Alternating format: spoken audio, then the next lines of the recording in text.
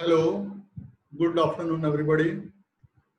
Now, under the sequence of online video lectures, I am going to teach you the topic migraine. I have described this topic in tabular form for better understanding and for easy learning.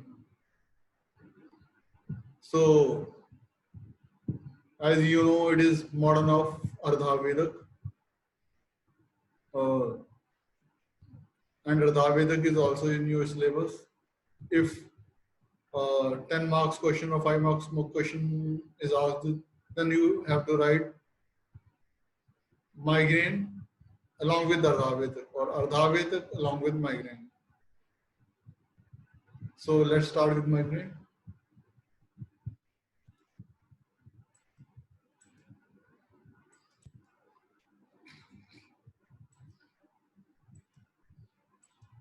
So migraine.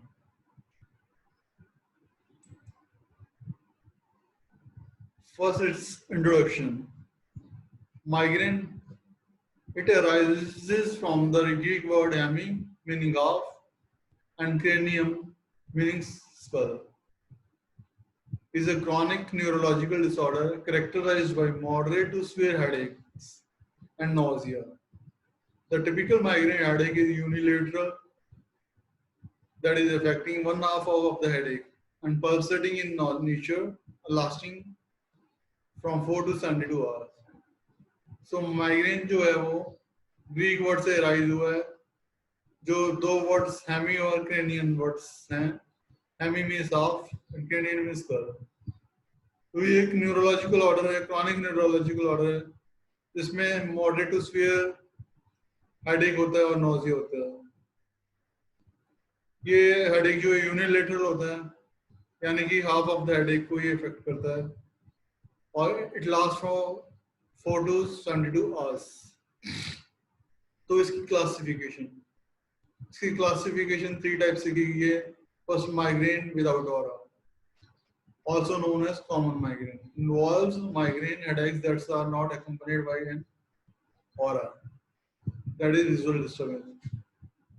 Second is migraine with aura, usually involves migraine headaches accompanied by an aura. Thus, commonly an aura can occur without a headache or with the non-migrainous headache. So, third type is basilar type, where headache and aura accompanied by difficulty in speaking, vertigo, ringing in ears, or a number of other brainstem-related symptoms, but not moderate. So, common migraine में क्या है कि visual disturbance यानी कि aura नहीं मिलता है. Migraine with aura जो है उसमें visual disturbance भी मिलती है. बहुत बार क्या होता है कि जो ऑरा है वो विदाउट हेडेक भी हो सकता है या नॉन माइग्रेन हेडेक के साथ भी हो सकता है. थर्ड फॉर्म्स जो है मोस्ट डेंजरस फॉर्म है वेसिलर टाइप माइग्रेन, जिसमें हेडेक और ऑरा के साथ साथ हमें डिफिकल्टी इन स्पीकिंग होती है, वर्टाइगो हो सकता है, टिनाइटिस दैट इज रिंगिंग ईयर्स, जो है ये सिम्टम्स एंड साइंस में मिल सकता है. Then coming to clinical features, migraines typically present with recurrent severe headache associated with autonomic symptom. तो इसमें जो recurrent severe headaches होते हैं जो कि autonomic symptoms के साथ associated होते हैं. And aura only occur in small percentage of people. Aura जो है यानी कि visual disturbance बहुत कम लोगों में मिलता है. The severity of the pain, duration of the headache, and frequency of headache is variable. A migraine lasting 72 hours is status migrainous. तो जो पेन की severity है उसकी duration headache की जो है और frequency है वो variable है. और अगर migraine 72 hours से ज़्यादा last करता है तो उसको status migrainous कहते हैं.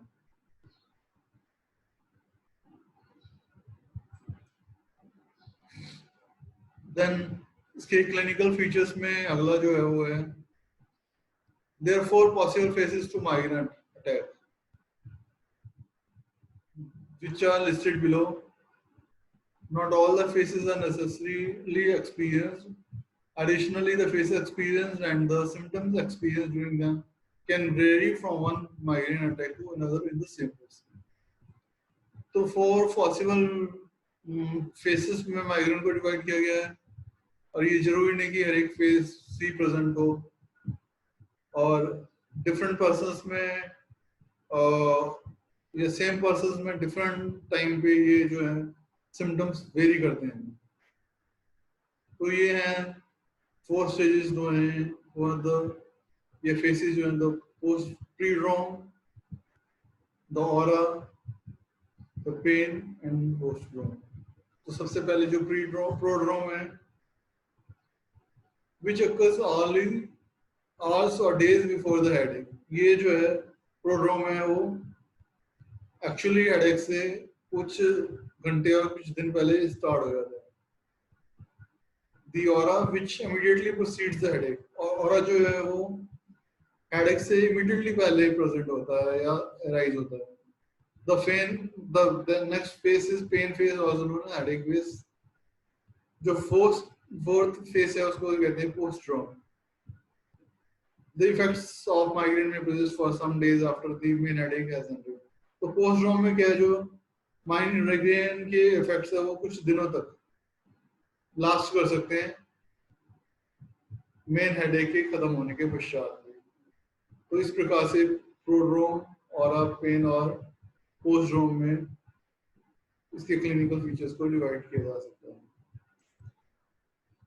Then causes, the exact cause of migraines is unknown। तो माइग्रेन की एग्जैक्ट कॉज तो अननोन है। तो इसके जो कॉजेस को इंक्लूड किया गया वो ट्रिगर्स, जिसमें vascular, serotonin, then neural and third unifying theory, ये इसके कॉजेस में इंक्लूडेड है। Triggers, first is triggers mean stimulating factors. तो ये स्टिमुलेटिंग फैक्टर जो है हंगर हो सकता है, स्ट्रेस हो सकता है, फटीग हो सकता है, मेंस्ट्रुएशन हो सकता है, हार्मोनल इन्फ्लुएंसेस हो सकता है। तो इनमें से कोई भी जो है वो जो है एज अ ट्रिगर वर्क कर सकता है, एज अ स्टिमुलेटिंग फैक्टर हो सकता है। तो फर्स्ट इसमें जो है वेस्कुलर है। वेस्कुलर कॉजेस में जो है इसका aura coincides with the constriction of blood vessels in the brain starting in the occipital lobe। The reduced blood flow from the area triggers the aura, as the visual cortex is located in the occipital area। अर्थात इस aura जो है वो blood vessels की construction, उनके संकोचन के साथ कोइंसाइड करता है और ये ऑक्सीपिटल लोब में स्टार्ट होता है,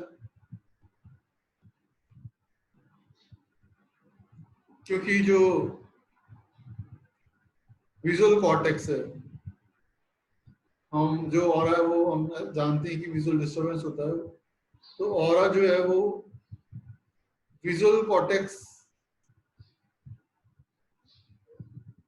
के थ्रू स्टार्ट होता है, जो कि ऑक्सीपिटल लोब में प्रेजेंट होता है। तो जब low blood flow occipital lobe से या ऑक्सीपिटल एरिया से पास होता है तो वो ऑरा को राइज करता है।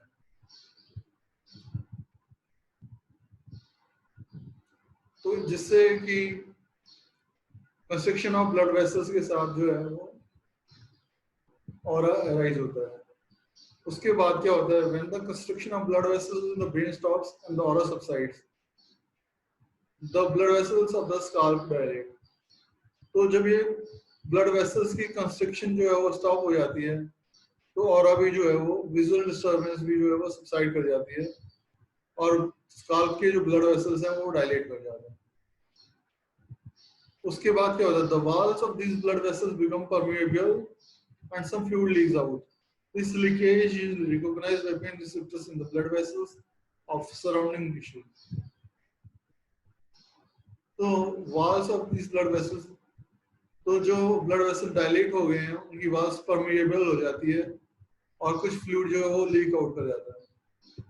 ये जो leakage है वो pain receptors जो कि blood vessels में present हो जाते हैं surrounding tissue में, इसको leakage को recognize कर लेते हैं, जिसके कारण in response the body supplies the areas with chemicals which cause inflammation. इस कारण जो बॉडी है वो एरिया को केमिकल से सप्लाई करती है जो कि इन्फ्लेमेशन कॉज करते हैं. Next, the with each heart beat blood passes through this sensitive area causing throb pain. तो हर हार्ट बीट के साथ जो ब्लड जो है इन सेंसिटिव एरिया से पास करता है और पेन जो कि throb in nature, pulsating in nature होता है, वो अकर होता है. Although cerebral vasodilation can trigger migraine attacks, blood vessels return to their normal size more than an hour before the migraine headaches occur. Vasodilation जो है, cerebral vasodilation है, वो migraine attack को वैसे तो क्या है राइज कर सकता है, परंतु जो ब्लड वेसल है वो माइग्रेन अटैक्स के होने से 1 घंटे पहले या कुछ समय पहले या उससे ज्यादा पहले अपने नॉर्मल साइज में आ जाता है. तो इसमें वैसोडाइलेशन का रोल डायरेक्टली नहीं है. सेकंड कॉज में जो है सेरोटोनिन जो है वो एक केमिकल है. Low serotonin levels in the brain में cause constriction and dilatation of blood vessels that triggers migraine. तो सेरोटोनिन का लो लेवल है ब्रेन में, वो ब्लड वेसल का कंस्ट्रिक्शन और डायलेटेशन करेगा जिससे माइग्रेन अराइज होगा. तो सेरोटोनिन को जो है वो हैप्पी केमिकल भी कहते हैं. तो ये हैप्पीनेस के लिए रिस्पॉन्सिबल है. तो अगर इसका लेवल कम होगा तो ये जो है ओबियस है कि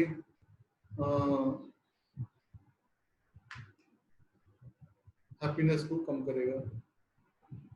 इसको 5-HT 5-हाइड्रोट्रेक्स्टर हार्मोन भी कहते हैं. तो 5-HT इसका फॉर्मूला, इसका शॉर्ट फॉर्म में है या इसका फॉर्मूला कह सकते हैं, जिसको 5-हाइड्रोक्सी ट्रिप्टामाइन के नाम से जाना जाता है. तो इसकी कॉजेस की नेक्स्ट थ्योरी जो है वो न्यूरल है. अभी तो हमने वेस्कुलर थ्योरी पढ़ी है, फिर न्यूरल में है, रिलेटेड टू नर्व्स में है. Migraine begins when certain nerves और an area in the brainstem is irritated. Migraine तब स्टार्ट होता है जब किसी पर्टिकुलर ब्रेनस्टेम के एरिया में नर्व्स इरिटेट होती हैं. As a result of irritation, release of chemicals occur which cause inflammation of the blood vessels. तो इस इरिटेशन से क्या होता है, केमिकल्स रिलीज होते हैं जो कि इन्फ्लेमेशन को कॉज करते हैं और ब्लड वेसल्स की इन्फ्लेमेशन को भी कॉज करते हैं. Further irritation of the nerves and blood vessels is caused by these chemicals, resulting into pain. और जब फर्दर इरिटेशन होती है इन नर्व्स की और ब्लड वेसल की, तो जो है पेन अराइज होता है. तो इनमें से जो केमिकल है, एक है वो substance P. Substance P is one such substance release due to first irritation. तो सब्सटेंस पी ऐसा एक केमिकल है जो फर्स्ट इरिटेशन के टाइम रिलीज होता है और it is responsible for sending additional pain signals to the brain, thus increase of pain occurs. तो सब्सटेंस भी ऐसा केमिकल है जो कि एक न्यूरोट्रांसमीटर के रूप में वर्क करता है और ये एडिशनल पेन सिग्नल्स जो है पेन ब्रेन को सेंड करता है, जिससे कि पेन जो इंक्रीज कर जाता है। तो थर्ड थ्योरी जो है वो यूनिफाइंग थ्योरी है, जो जिसमें वेस्कुलर और न्यूरल थ्योरी दोनों को ही इन्वॉल्व किया गया है कि ये दोनों ही माइग्रेन को इन्फ्लुएंस करती हैं, ऐसा इस थ्योरी का जो गाइडलाइन है। तो both vascular and neural influences cause migraines. Stress triggers change in the brain. These changes cause serotonin or histamine to be released.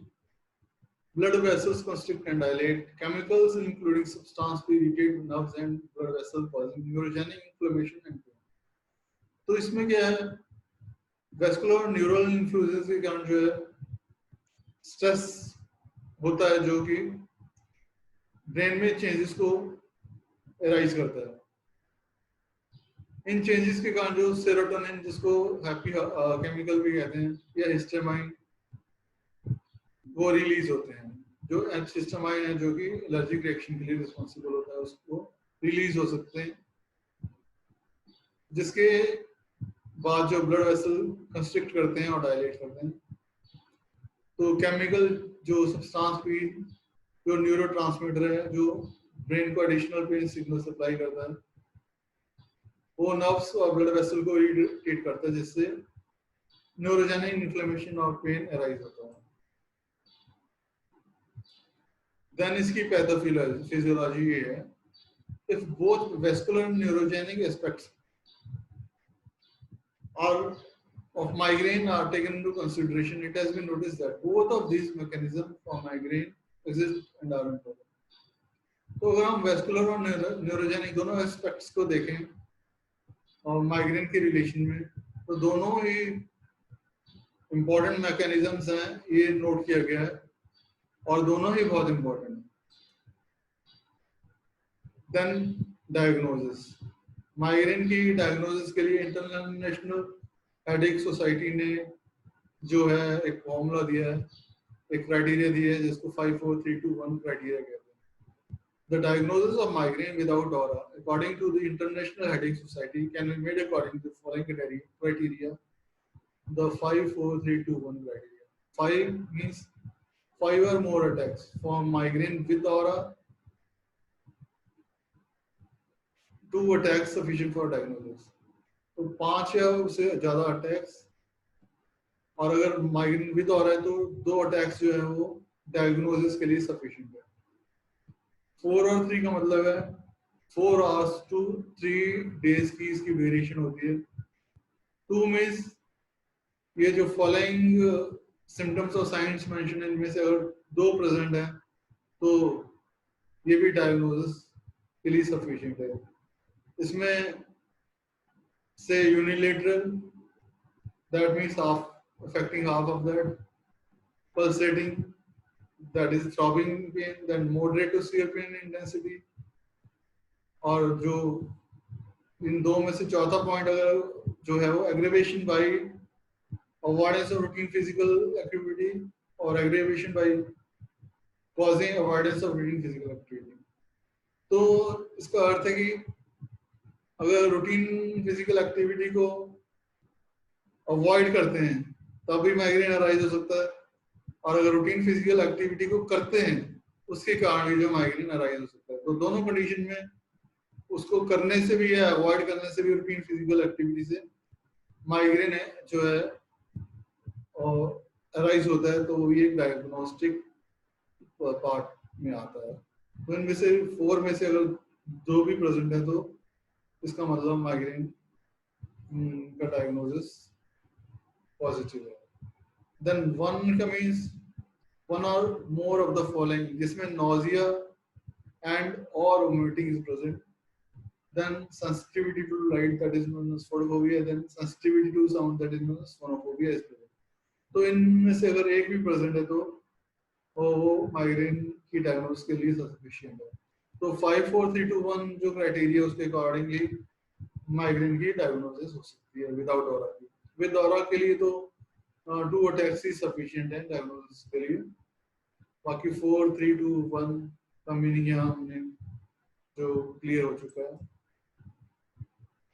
तो इसकी फर्दर डायग्नोसिस के लिए माइग्रेन की मिनोमिक, जिसको पाउंडिंग कहते हैं, वो भी यूजफुल है, जिसमें P for pulsating of an hours, that is 4 to 72 hours. Q for unilateral, मतलब एक साइड में headache, N is nausea, D is disabling. ये भी जो माइग्रेन को डायग्नोज करने के लिए हेल्पफुल हैं। इनमें से अगर if 4 of the 5 criteria are met, then the positive likelihood ratio for diagnosing migraine. अगर इनमें से 4 भी क्राइटेरिया प्रेजेंट है तो इसका मतलब माइग्रेन का लाइक्लीहुड पॉजिटिव होना हो सकता है डायग्नोसिस में। देन मैनेजमेंट, तो there are 3 main aspects of treatment. तो माइग्रेन के ट्रीटमेंट के 3 मेन एस्पेक्ट्स हैं। First is trigger avoidance, second is acute symptomatic control, third is pharmacological prevention. तो सबसे पहले तो जो है stimulating factor, that is trigger को अवॉइड करना। दूसरा एक्यूट सिम्प्टोमेटिक कंट्रोल, सिम्टम्स को कंट्रोल करना, जो ड्रग्स के थ्रू हो सकता है या फिजिकल एक्टिविटीज के थ्रू हो सकता है। देन फार्माकोलॉजिकल प्रिवेंशन, ड्रग्स के थ्रू स्पेसिफिक ड्रग्स जो माइग्रेन के लिए उनका उपयोग करके। तो इसमें जो ट्रीटमेंट में पहले प्रोफाइलैक्टिक मेजर्स हैं जो ट्रिगर अवॉइडेंस में भी हेल्पफुल हैं, लाइक टेकिंग प्रिवेंटिव ड्रग्स को लेना, surgery for migraine, taking nutritional supplements. Then fourth is lifestyle adaptation such as increased exercise को बढ़ाना, avoidance of migraine triggers, तो triggers को avoid करना। Then preventive medication इसकी treatment में they are considered effective if they reduce the frequency or severity of migraine attacks by at least 50% in patients with frequent or severe headaches. तो preventive medication को effective तो माना जाता है अगर वो माइग्रेन अटैक को एटलीस्ट 50% पेशेंट्स में उसकी फ्रीक्वेंसी और सीवियरिटी हेडेक्स की को कम करे या रिड्यूस करे या खत्म करे। तो मेडिकली जो ड्रग्स यूज होती हैं, कॉमनली यूज मेडिसिन जो beta blockers such as propranolol, atenolol and metoprolol. Second, calcium channel blockers such as amlodipine, flunarizine and bripamyl. Third जो है the anticonvulsants जैसे sodium valproate, divalproex, gabapentin and topiramate and tricyclic antidepressant. ये anticonvulsants जो हैं वो migraine attack या migraine को check करने के लिए दी जाती हैं। Then analgesic, non-steroidal and anti-inflammatory drugs, example buprofen, aspirin. Second is paracetamol, either alone or in combination with metoclopramide.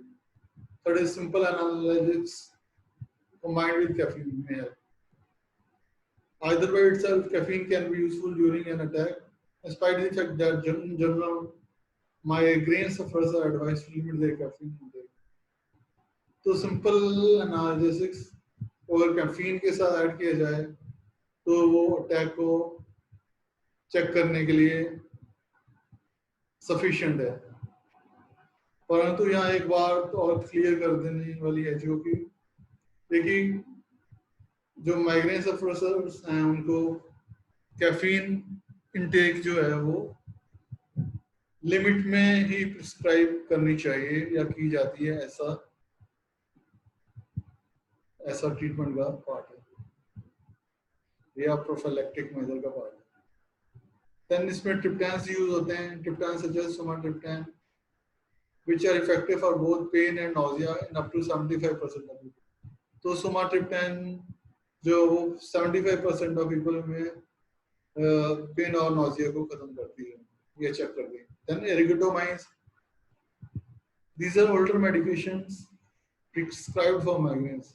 ये ओल्डर मेडिसिन है जो माइग्रेन के लिए प्रिस्क्राइब की जाती हैं। देन कॉर्टिकोस्टेरॉइड्स, तो a single dose of dexamethasone intravenously added to standard treatment of migraine attack reduces frequency of headache recurrence in following 72 hours। तो जो स्टैंडर्ड ट्रीटमेंट है माइग्रेन की, जैसे प्रोफाइलैक्टिक मेजर्स,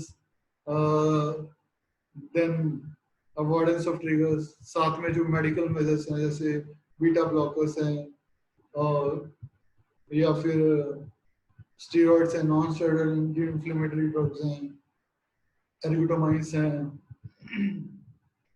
इन सबके साथ अगर आईवी डेक्सामेथासोन दिया जाए तो ये हेडेक की रिकरेंस को 72 आवर्स तक कम करता है, ये चेक करता है। तो इसके लिए ये तो मेडिकल ट्रीटमेंट थी, देन सर्जिकल मेजर्स भी हैं। तो the surgery, results of surgery are very outstanding once positive diagnosis has been made. They not only provide permanent relief but also relief from associated symptoms. तो अगर positive diagnosis हो जाए उसके पश्चात अगर सर्जरी की जाए तो ये इसके आउटस्टैंडिंग रिजल्ट्स हैं। ये केवल ना ही केवल परमानेंट रिलीफ को देते हैं, बल्कि जो माइग्रेन के साथ एसोसिएटेड सिम्टम्स हैं उनको भी ये जो है सबसाइड करते हैं, हटा देते हैं, उनसे रिलीफ देते हैं। तो इसके प्रोसीजर्स जो हैं वो है सर्जिकल कॉटराइजेशन, और दूसरा removal of muscles of nerves in the area of trigger sites. तो मसल्स ऑफ और नर्व्स को ट्रिगर साइट से निकाल देना या सर्जिकल कॉटराइजेशन, इसके सर्जिकल दो मेथड्स हैं। तो ये सर्जिकल प्रोसीजर की डिटेल ही है कि फर्स्ट जो है surgical cauterization, surgical cauterization of the superficial blood vessels of the scalp. तो सुपरफिशियल ब्लड वेसल्स जो कि स्काल्प है उनकी सर्जिकल कॉटराइजेशन करना, that is the terminal branches of the external carotid artery. तो external carotid artery external carotid artery के terminal branches पर surgical cauterization अगर वो पेन का सोर्स पाए जाते हैं तो। सेकंड जो है रिमूवल ऑफ मसल्स और nerves in areas of trigger sites. तो मसल्स और नर्व को ट्रिगर साइट से रिमूव करना प्रोवाइड्स गुड रिजल्ट्स, ये इसका अच्छे रिजल्ट होते हैं। इसका सिर्फ ये लिमिटेशन रहता है कि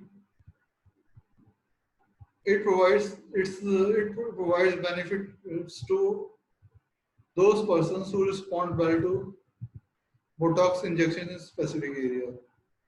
तो ये उन पर्सन्स में इफेक्टिव होता है, सिर्फ उन्हीं पर्सन्स में इफेक्टिव होता है कहा जाए तो, जो कि स्पेसिफिक एरियाज में बोटॉक्स इंजेक्शन को रिस्पॉन्ड करते हैं अच्छी तरह से। उन केसेस में रिमूवल ऑफ मसल्स और nerves in the areas of trigger site जो है वो इफेक्टिव साबित होता है। So thank you very much. इस तरह से हमारा ये माइग्रेन टॉपिक खत्म हुआ। तो इसको टेबुलर फॉर्म में पेश यहाँ पे प्रेजेंट करने का जो एम यही है कि इसकी इजीली अंडरस्टैंडिंग हो सके। तो और समझने में आसानी के साथ साथ जो है अटेम्पटेशन के लिए भी कितना समय लगेगा वो भी इससे डिसाइड हो जाएगा।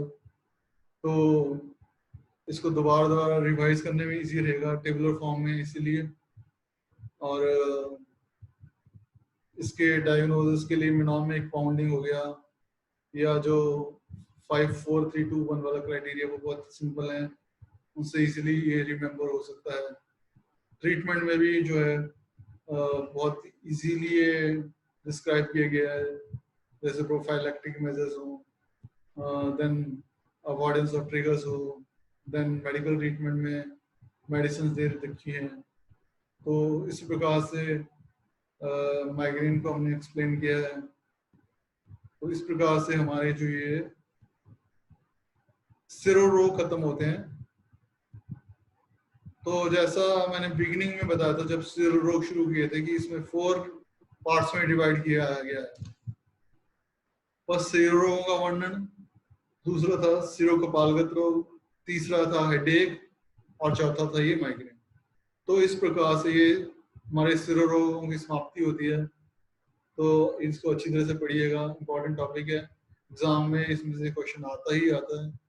So best of luck, best wishes, have a nice day, good afternoon, be careful with your studies, have a good health, stay at home, and return to the college as early as possible after the condition of corona get off. So, good afternoon once again. Thank you very much.